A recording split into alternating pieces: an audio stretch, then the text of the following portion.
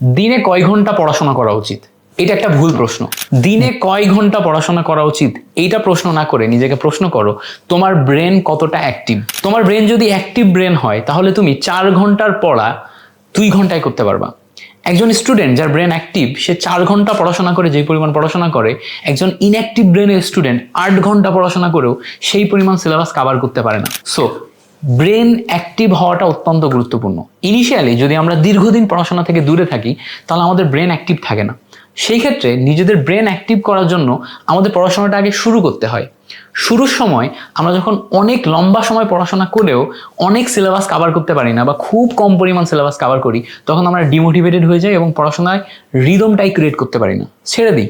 So তোমরা যেই লেভেলের স্টুডেন্ট হও নাই কেন, এসএসসি লেভেলের স্টুডেন্ট হোক অথবা এসএসসি লেভেলের স্টুডেন্ট হোক, যেই সময়ই থাকো না কেন, তোমার যেই সিলেবাসই থাকুক না কেন, তোমার জন্য যদি ইনঅ্যাক্টিভ অবস্থায় থাকো তাহলে ব্রেনকে অ্যাক্টিভ করা সবচেয়ে বেশি গুরুত্বপূর্ণ। আর এই জার্নিতে সবচেয়ে বড় চ্যালেঞ্জ হচ্ছে প্রথম 7 দিন পড়াশোনা করা এবং এই 7 দিনকে টানা 15 দিন কন্টিনিউ করানো।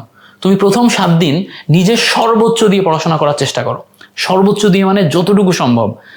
সিলেবাসের দিকে তাকাও না, কতটুকু আগাচ্ছে এই দিকে তাকাও না। তুমি ট্রাই করো যে তুমি সর্বোচ্চ পরিমাণ পড়াশোনা করার ট্রাই করছো, ফোকাস সবচেয়ে বেশি পড়াশোনার মধ্যে দিছো, তোমার সবগুলা ইন্দ্রিয়কে অ্যাক্টিভ করা ট্রাই করছো।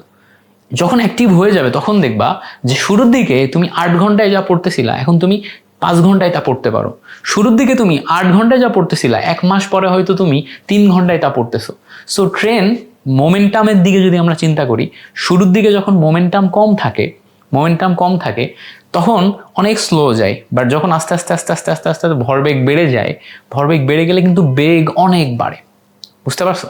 সো এই জায়গাতে আমাদের ওই স্লো ট্রেনের মতো চিন্তা করতে হবে। যখন তুমি অনেক গতিশীল হবা তখন তোমাকে কেউ আটকাইতে পারবে না।